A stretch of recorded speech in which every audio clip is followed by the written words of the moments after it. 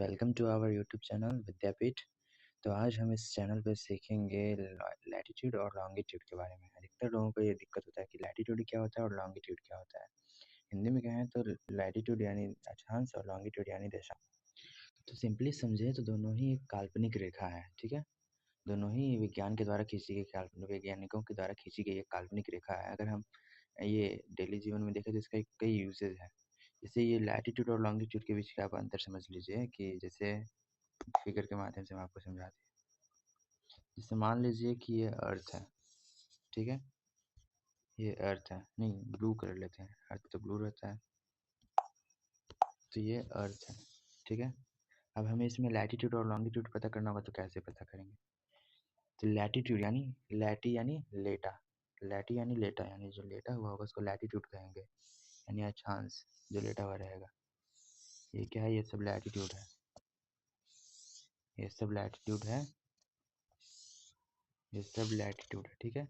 अब लॉन्गिट्यूड जो long long रहे, यानी जो लंबा लंबा रहे, तो ये लॉन्गिट्यूड हो जाएगा, ठीक है।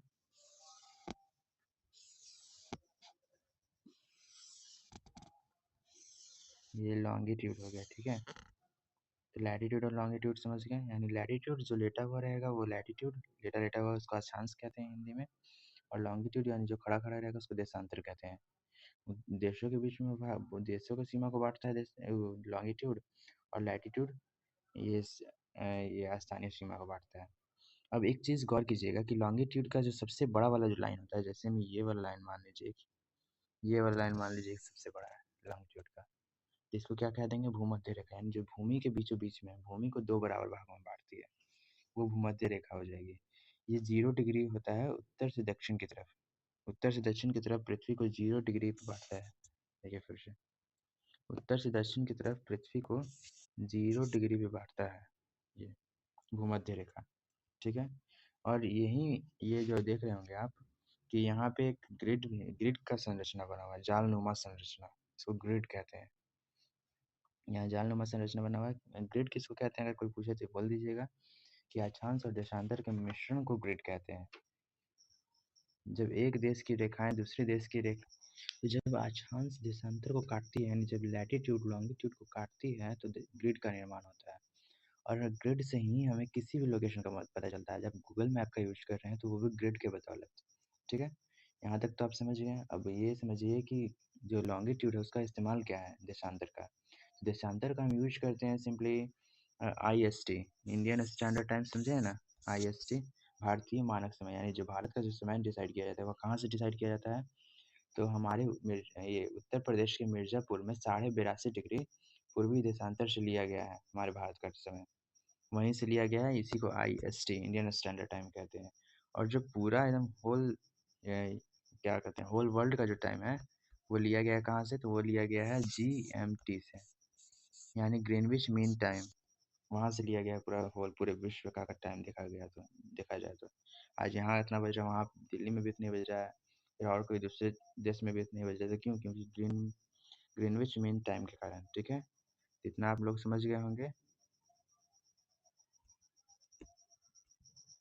अब यहाँ पर एक कर्क रेखा है जिसे ट्रॉपिक ऑफ कैंसर कहते हैं। जैसे मान लीजिए कि ये सब हम हटा कर बताते हैं। जैसे मान लीजिए कि यहाँ पे एक इंडिया का नक्शा है, मान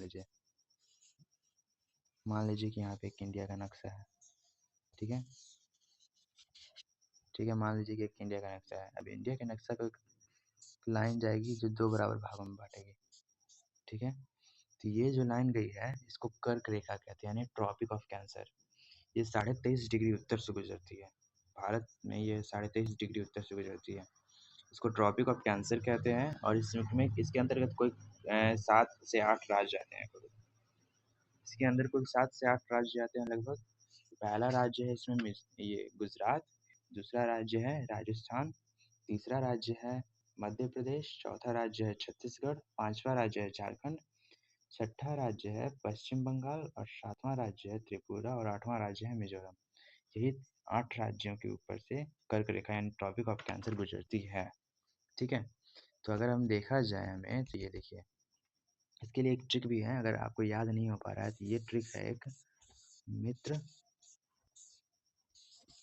पर गमछा झार, ये एक ट्रिक है मित्र पर गमछा झार। अब इसका यूज़ कैसे कीजिएगा आप, तो अगर सीक्वेंस में नहीं हो पाएगा इसमें, पर यूज़ करने के लिए यहाँ मी मतलब मिज़ोरम हो जाएगा, यहाँ मी मतलब मिज़ोरम हो जाएगा, त्रि यानी त्रिपुरा हो जाएगा, प यानी पश्चिम बंगाल हो जाएगा, र यानी राजस्थान हो जाएगा, ग यानी गुजरात हो जाएगा, म यानी मध्य प्रदेश हो जाएगा, छ यानी छत्तीसगढ़ हो जाएगा, और झार यानी झारखंड हो जाएगा यहाँ पे। ठीक है, समझ गए होंगे इतना। और एक और ट्रिक है कि देखिए, तो ये हो गया दूसरा ट्रिक कि गजब राजा माखन खाए, छत पे झाड़ू बंगाल की लगाए, त्रिपुरा में मजे उड़ाए। जिसमें इसमें यहाँ देखिए ये चीज़ कि यहाँ एकदम सीक्वेंस से मिलेगा आपको।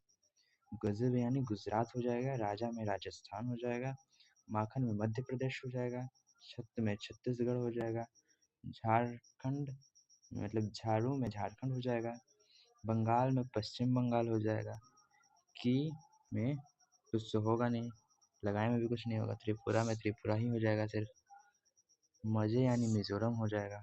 समझ गए ना आप लोग? ठीक है, तो यहाँ पे थोड़ा छूट गया, ये लगा लीजिएगा, फिर से लगा दे रहे हैं हम।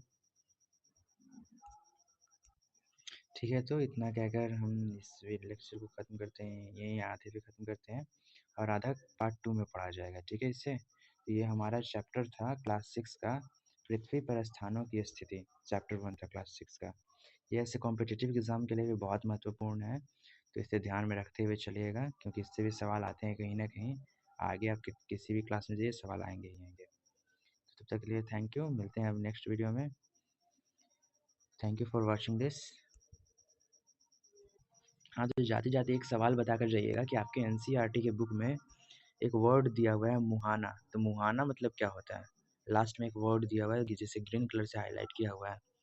एक वर्ड दिया हुआ है मुहाना, तो मुहाना मतलब क्या होता है आप कमेंट सेक्शन में ज़रूर बताइएगा। तो मिलते हैं अब नेक्स्ट वीडियो में, और नेक्स्ट वीडियो में ही मुहाना के बारे में जानेंगे। अभी तक तब तक आप अपने कमेंट में ज़रूर डालिएगा मुहाना के बारे में, ठीक है? Thank you.